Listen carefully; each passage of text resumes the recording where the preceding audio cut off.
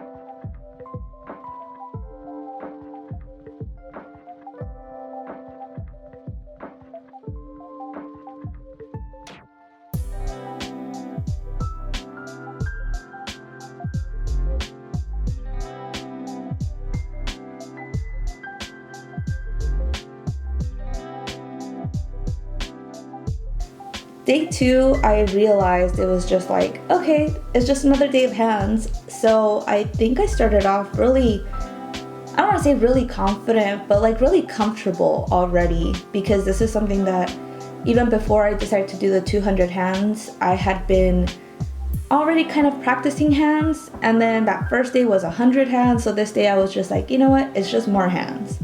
So I was at least comfortable enough to just get it started.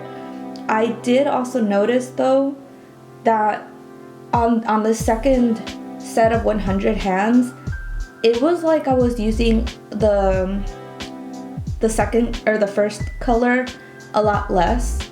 I wasn't needing to scumble or block out the shape. It was more like I realized that I could just kind of outline the hand that I wanted to draw now, or draw like little, I guess I caught on to things like under shapes that were helping me out more, because I think I had started doing that on the first day too. Like sometimes I draw circles under the hand, or the square, and like the fingers I would draw sticks. I will include this at the end, so I'm just gonna lightly talk about it now. But I did notice that on the second day, I could genuinely just do an outline of a hand with like one stroke. And if it was different strokes, they were just confident strokes, and it would take me like a minute or two to finish it, which was crazy to me. Oh, and I do want to say like the average time I think I was finishing hands the first day was maybe like 4 through 6 per hour, I believe. It was a really long day. And I did notice that by the second day when I finished, I think I was doing 9 hands per hour, which also just like clarified to me that obviously the confidence was there, because I wasn't like so nervous about putting down lines. It was just gliding, and I felt really good about that. So yes, less to no color block was one of the main things that I was noticing on day 2. And I was using it more for fun, having 2 colors. I would switch off and like just see like, ooh, like it'd be really nice if it had like obviously like the light gray on one side, and like where the shadows are, draw the darker, or just like color bounce just for fun, because I think the second day I was drawing the red and blue, so I kind of like how that color bounces back and forth. So I was just being creative with it the second day, really, because it kind of got repetitive. There's only so many gestures, really. After that, I knew I wasn't drawing the same hands over and over, at least for the most part. I think maybe I drew 2, or a couple probably, but I know for the most part I wasn't redrawing hands. But it felt like I was redrawing hands because a lot of the gestures I was finding were just, you can only make your hands look a certain way. There's infinite, but at the same time not infinite ways. But anyway, so day 2, I realized it was just more fun and organic, and I realized that I was just outlining, and then I would just add the second color just to make it fun.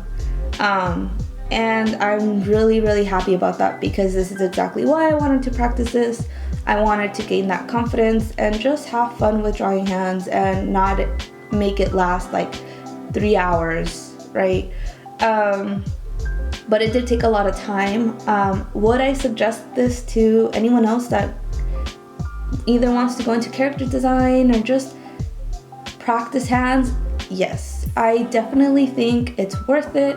I know that a lot of times, I mean, it's different for everyone. I know a lot of times people say like the 100 hand challenge was exhausting and like don't do it at home. I would say if you're more of the person that's like, it'll be worth it at the end, do it. Or if you like a challenge, do it. And even if you don't like a challenge, do it. Because at the end of the day, even if it's not something that you completely enjoy, because it does take like 10 hours or so to sit down and draw, you're gonna appreciate your time in it a lot more, because you will notice that it pushed you further. So yeah, so at the end of it, what I found was kind of felt like I ran out of hands to draw. So this is where I would say that I wasn't bored or exhausted of drawing hands the first 2 days. I actually really enjoyed it, and it was really fun and just relaxing. And it actually gave me really soothing like dreams. I was like painting 100 hands in my dream, or I was like having these really lucid dreams besides that. But yeah, it just really relaxed me. It's not the same for everyone. I'm just kind of crazy. Some people find it exhausting, and that's completely normal. But yeah, so I kind of felt like I ran out of hands to draw, because like I said, there's just so many gestures you can do. Okay, also I found that obviously this does give you confidence by the end of 100 hands, but I wanted this to be more of a like, I got this. So I wanted to go beyond confidence. It's like, I wanted to be comfortable and confident with hands. I don't know if that makes sense. I solidified it with the second day. So would I suggest the second day of hands? Yes. I do want to include some techniques that I found myself doing underneath, just so that maybe this is helpful. However, it might not work for you, or it might not make sense, because I do feel that like this is probably not the way that people draw hands underneath. This is just what I found myself after drawing so many hands that would be helpful. I find myself doing this and then just completely being able to draw over a complete hand. So maybe it's just my technique.